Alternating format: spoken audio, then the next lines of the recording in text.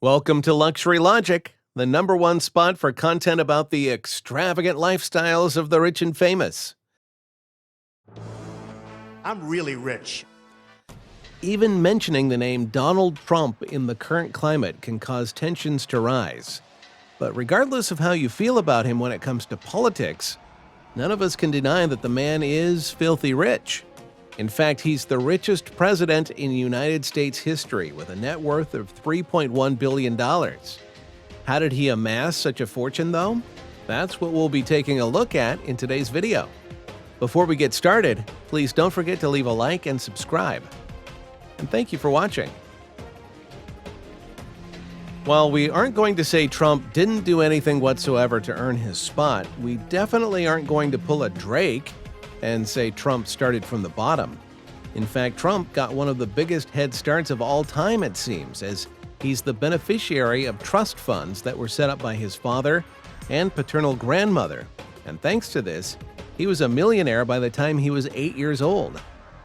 Most people I know were still wearing Star Wars pajamas and playing with sticks when they were 8 years old, not amassing more wealth than the rest of us are expected to see in our lifetime. It's also speculated that one of the ways Trump keeps his value up is through less than legal methods like tax fraud. One famous example of this is when Trump sold Trump Palace condos to his son for significantly less than their purchase price to cover up what could potentially be a hidden donation to benefit from tax write-offs. When you have as much money as Trump does, though, you can afford a lawyer who will get you in the clear, which is, well, exactly what he did. Trump also took out loans from his siblings, who had their fair share of wealth from the original trust fund as well. While the means of getting a bunch of extra cash is rather unfortunate, they still got an extra $20 million split between them all when their father died in 1999.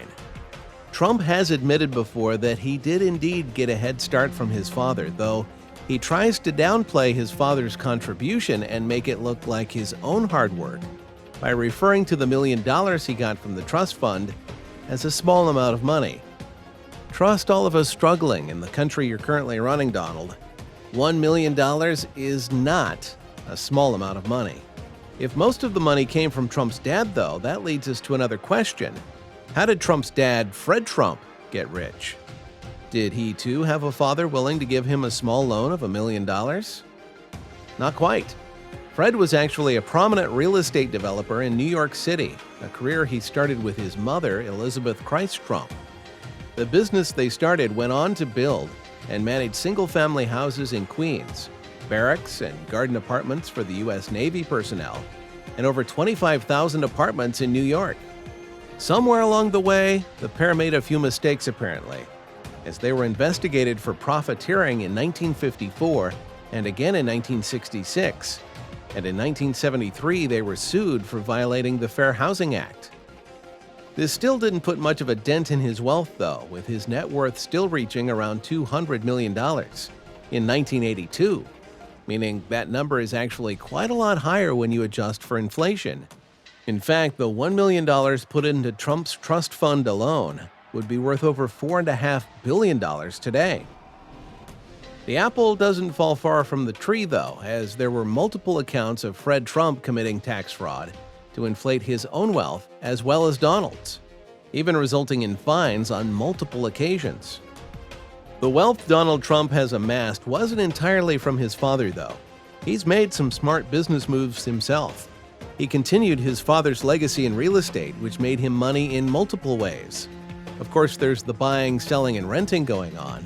But Trump is also famous for managing to come in way under budget on government-funded projects and pocketing the difference.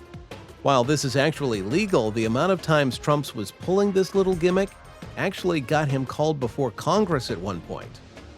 We also, of course, can't forget about some of the obvious things Trump did as a get-rich-quick scheme, like write a book called The Art of the Deal, for example. Let's be real, these books don't work.